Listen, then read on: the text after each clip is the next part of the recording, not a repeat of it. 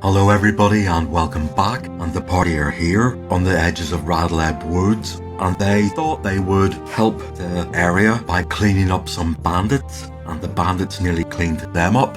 However, it also became apparent that when they examined the bodies that these bandits were not part of the Iron Ring or any other kind of group. They had a unique tattoo that looked like a 3-tentacled sea creature.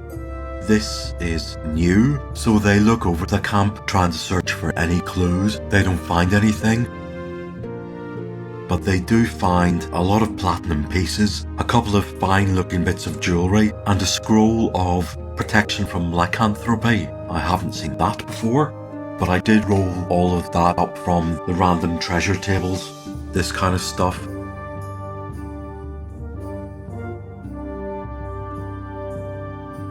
Okay, protection scroll. A protection scroll may be read and used by any class. Okay. When read, it creates a circle of protection 10 feet across, which will move with the reader at its center. It will prevent any of the given creatures from entering this circle, but it does not prevent spell or missile attacks from those creatures. The circle will be broken if anyone protected attacks one of the given creatures in hand-to-hand combat.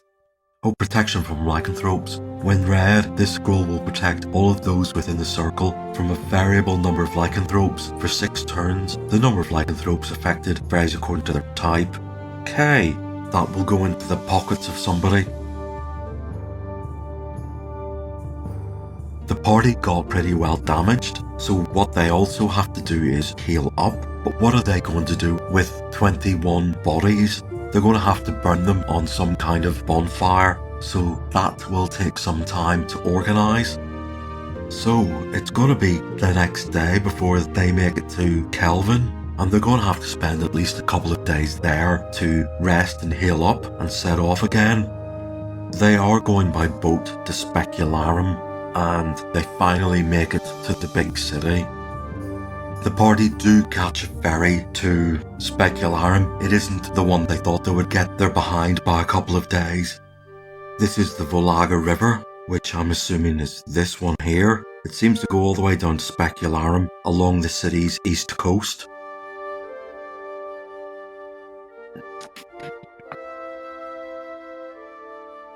I'm going to assume this is the Volaga River. And the boat that they are on goes in through the main shipping way and into one of these quaysides. There is a massive quayside construction here, and the last time they saw that, it had been burnt in an arson attack.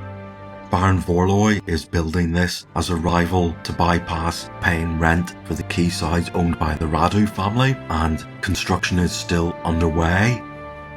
One of the warehouses here was where the party defeated some cult. So they disembark and make their way uphill towards the palace and through the streets to an area called Bricktop. They intend to stay at the Golden Book, which is a very fine establishment, and it's within sight of the palace. And as they get there, evening is setting in, and from this small side street they hear a psst noise, and somebody is beckoning them over. This person speaks to Liz and asks her for the letters, and this thief gives the code word boiled cabbage. That's the signal for Liz to hand over these papers. Once that's done, the rest of the party are a bit curious as to what that was about. Liz just shrugs and says it was letters from the Guildmaster in Threshold, but they also want to know how on earth this rendezvous knew to take place outside the Golden Book, and Liz just said, well, I'm not going to be staying anywhere else, so I told the Guildmaster that's where it would be. The Golden Book is a very fine establishment. It has wood-panelled walls and a rather dark, sombre interior with leather-backed armchairs.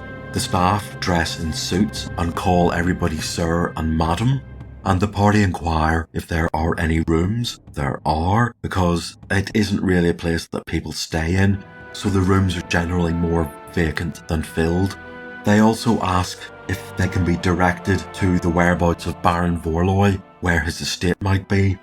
The owner of the Golden Book says that this establishment is not tacky enough to give out the personal details of notable citizens, so they have to think of somewhere else, another way in to speak to Baron Vorloy. While they go upstairs to the 3rd floor and they go into the rooms, there are 2 small rooms, one for Sylvia and Liz and one for the boys. And the only other place they can think of that might help is the Adventurers and Explorers Club. This is in the north end of the city near the docks. It actually isn't listed here, but I'm taking info from Specularum magazine, and if I remember correctly, I have a little penciled in building here that I used the last time. That's tomorrow's adventure, so they're gonna settle in for the night and set off tomorrow morning towards the Adventurers and Explorers Club to see if there are any people who they can recognise there that might help them have an audience with Baron Vorloy. Lucia Vorloy, the poor murdered niece, used to frequent this club, so they feel certain that somebody will be there to act on their behalf.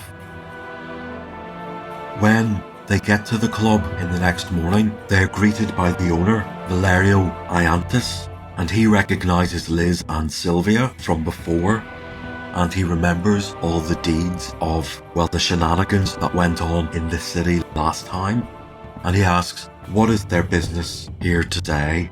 They say they're looking for Baron Vorloy as they would like to hire a ship, and of course, Valerio Iantis is always one to encourage adventurers, and he makes the offer, if you tell me your destination, perhaps I can help you.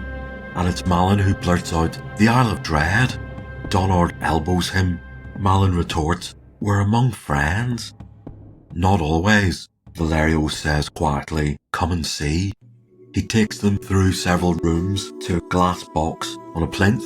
Inside the box is a small idol, about 10 inches high. It's black and has a matte pearlescent lustre to it.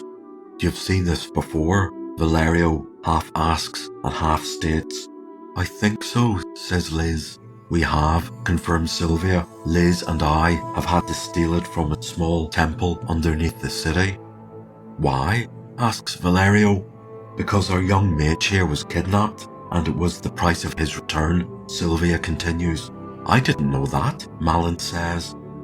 And you saw it after that? Valerio asks. Yes, says Liz. It was in the warehouse where there was some cult ritual, and she's taken back to when she and Rowan Blackthorn the halfling looked through the cracks in the warehouse walls to watch this cult ritual. All their eyes are on Valerio as he indicates to the display case. Curious, isn't it? Says Valerio. Have a closer look. The party gasp when they see it. It is a figure. The head is cat-like or ferret-like. Instead of whiskers around its mouth, it has small frond-like tentacles. It is wearing a short robe, but extending from the bottom are not 2 legs, but 3 tentacles. Hideous, isn't it? Says Valerio, not reading their thoughts. This thing is evil, says Donard disapprovingly. Not some explorer's trophy. Why is it on display?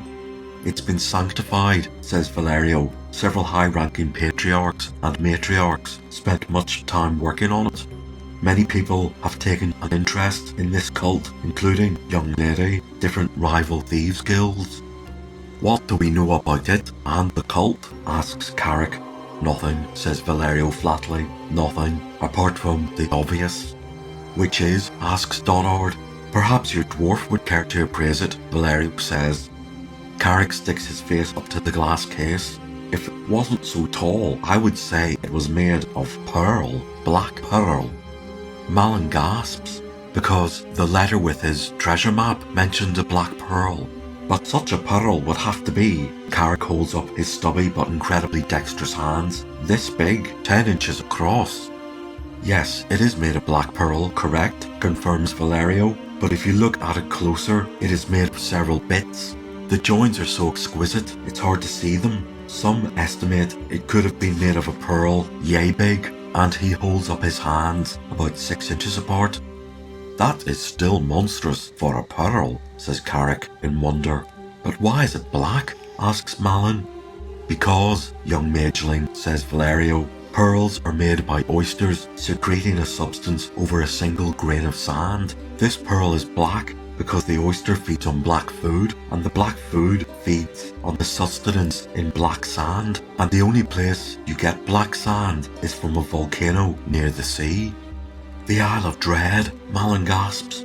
Possibly, but we don't know, says Valerio, and it's a damn far way to go if you're not sure. He continues, but we do have one clue. Let us take seats here and wait. It's nearly lunchtime. I will ring for refreshment. They wait for lunch, then they slowly eat it. This is a classy joint and it's one hell of a spread. Been exploring anywhere adventurous? Asks Valerio, making small talk. Malin says yes. No, says Donard, nothing of interest. I see, says Valerio. Then he hisses, look, our quarry approaches. And into the room enters Stefanos Toronescu.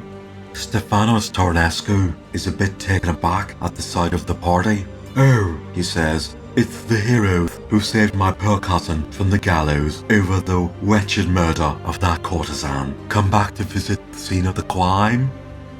I'm considering enrolling this bunch into the club, says Valerio. They more than qualify.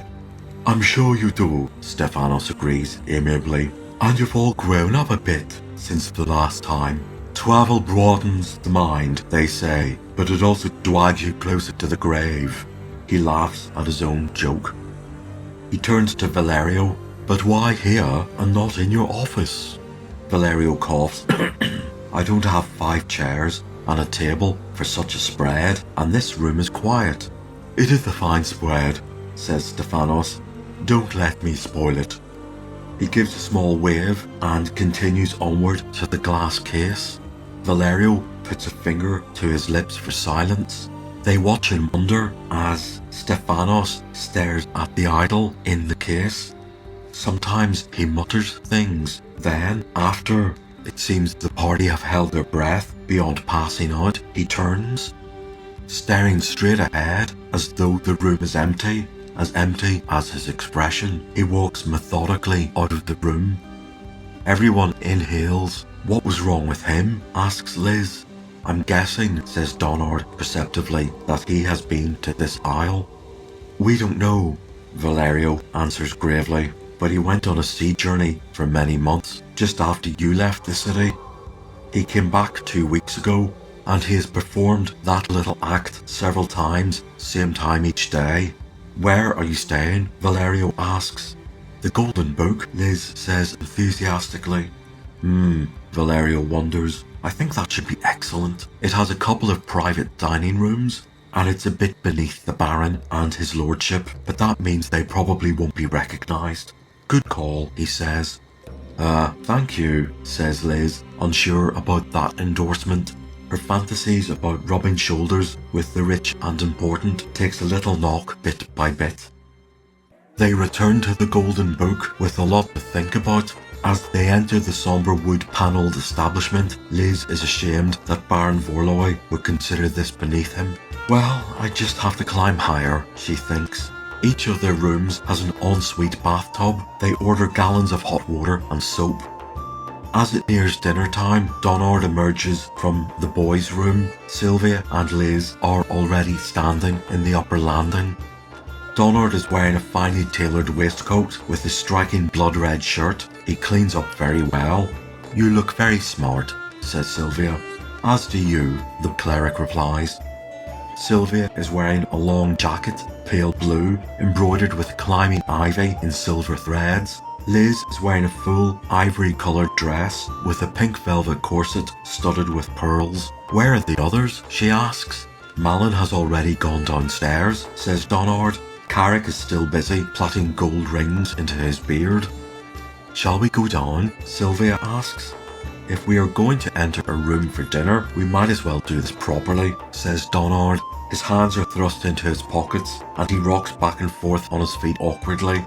He sticks out an elbow towards Liz. She doesn't understand, so he jerks his head towards her. Well, the thief says, if it's the proper thing to do. She puts her arm through Donard's and they step downstairs for dinner. Malin is drinking probably the best ale he's ever had, served in an engraved silver tankard, but he splutters and most of it goes down his nose when he sees his sister and Donard entering the dining room. He wasn't expecting that. Carrick appears. His beard has been brushed and plaited. There are gold rings through it. His black quilted waistcoat is stitched with gold thread. He looks every bit the dwarven prince.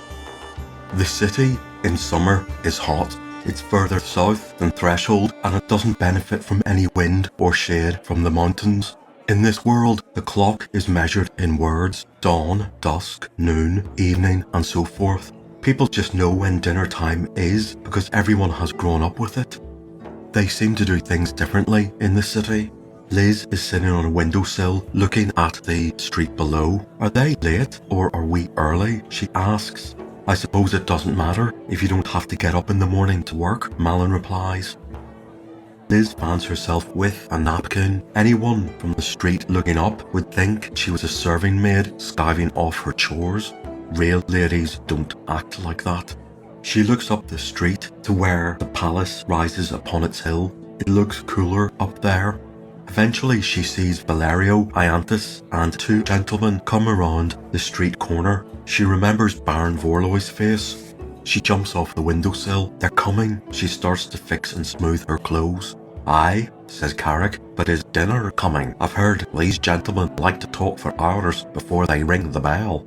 Well, we paid for it, says Donard, so I expect it when we say so. Sylvia gets up. I'll check with the kitchen. She leaves and goes downstairs. The beer here is good, though, says Carrick. After a short while, Sylvia returns and shows three gentlemen into the room. The party are introduced to Alexander Tarnescu, who they have not met before. Donard, Carrick and Sylvia did see him at the funeral of Lucia Vorloy. Liz and Malin did not attend that funeral as he was seriously ill in bed and Liz was nursing him, all his own fault if you remember. Liz is surprised at how young Tarnescu is. A waiter follows them in and takes orders for drinks.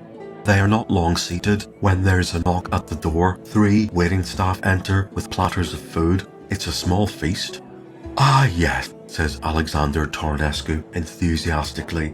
I'd forgotten that country folk eat early, a quaint practice we should adopt. Eh, Baron? Snorts the Baron. A full stomach leads to an empty mind and dull conversation. But I can't pass up a table such as this. It smells wonderful. So glad you approve of our simple country ways, says Donard flatly. Liz smirks at him. Malin catches this. He bristles at this hypocrisy. She wants to be like these people and is too good for the simple rustic threshold.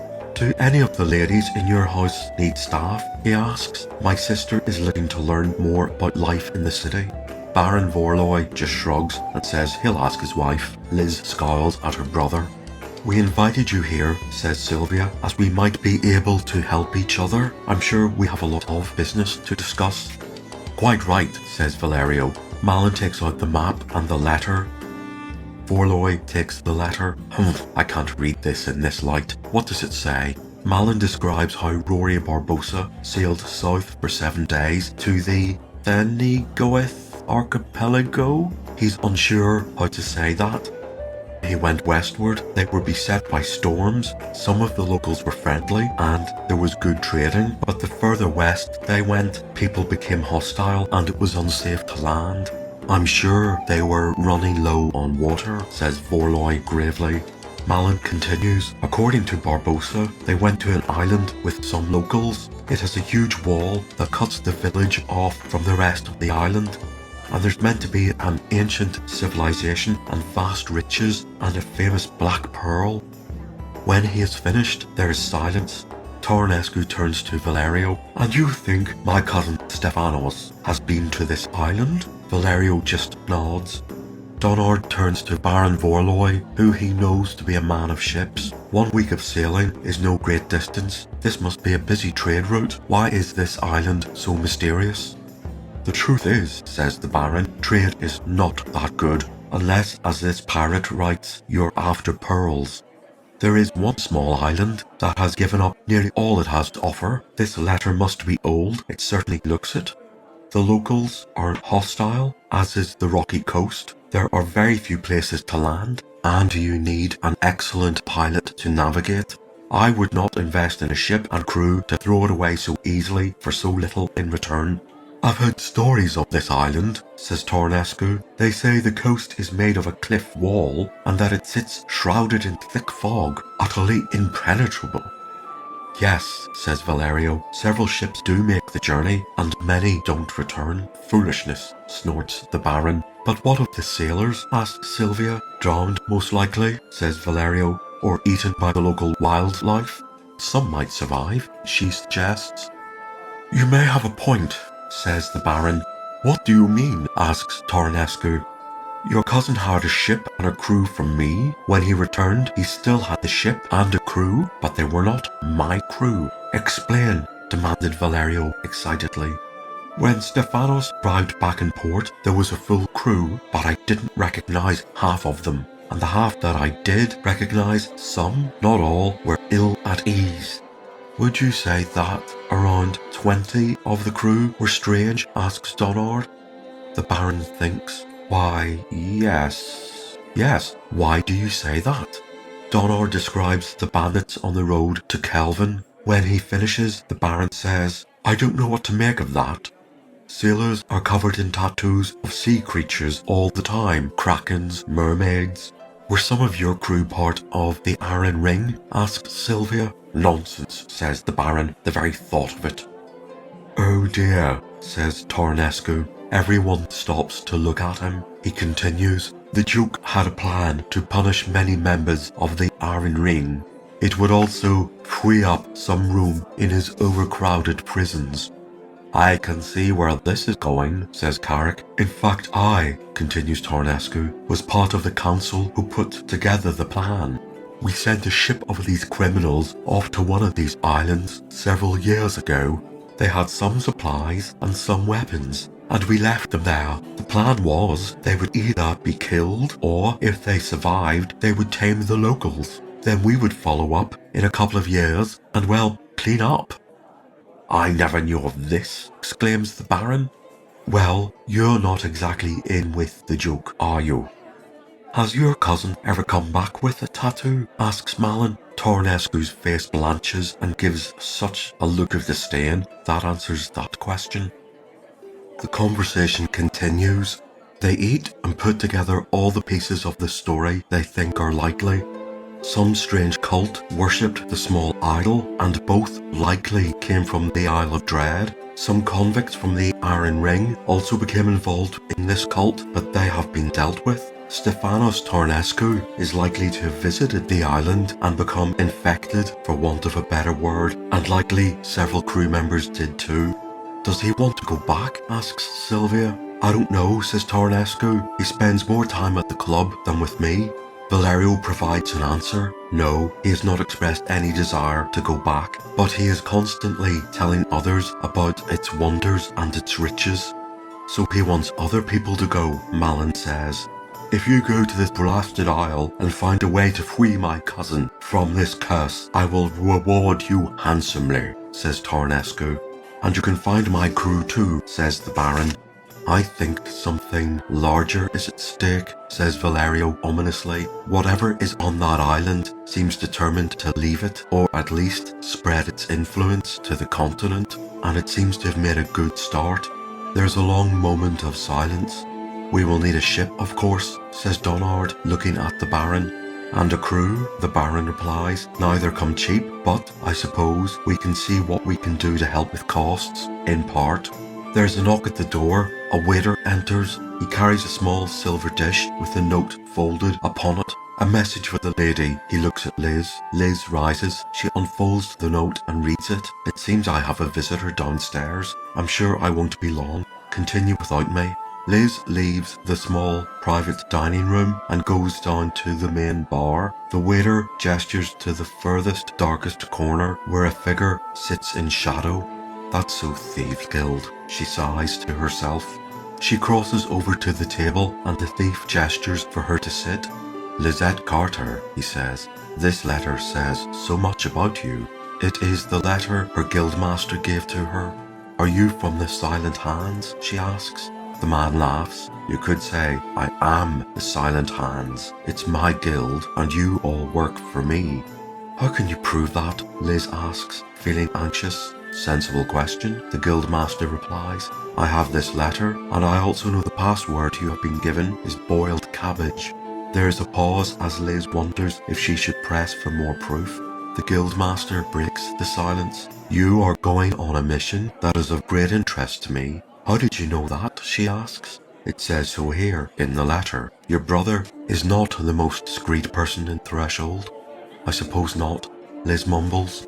"Listen carefully, as I will explain this just once. Every ship that leaves this city has at least one or two of our members on board as crew. I like to know everything that enters and leaves this city. Doubtless those ridiculous creatures, the Kingdom of Thieves, also have an agent on board. Probably the Iron Ring too, and a new enemy is arising. 2 of our members were on board with that pompous ass Stefanos Tornescu. I lost both of them.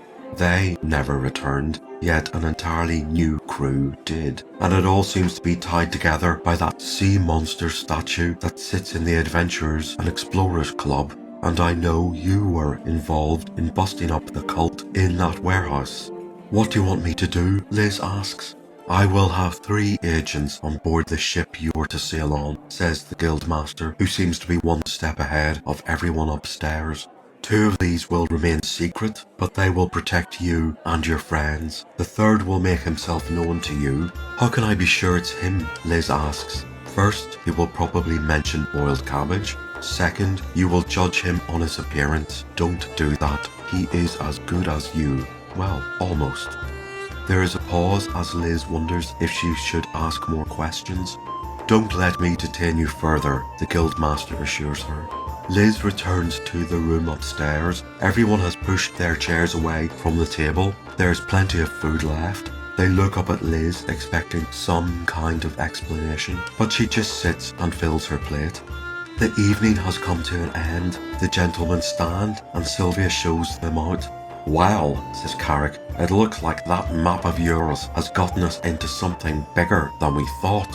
Donard suggests that they sleep on it rather than try and think anymore without a pause for reflection. The others agree to that, and so they go off to bed, and they will see what tomorrow brings, as will we, and I will see you then for next time.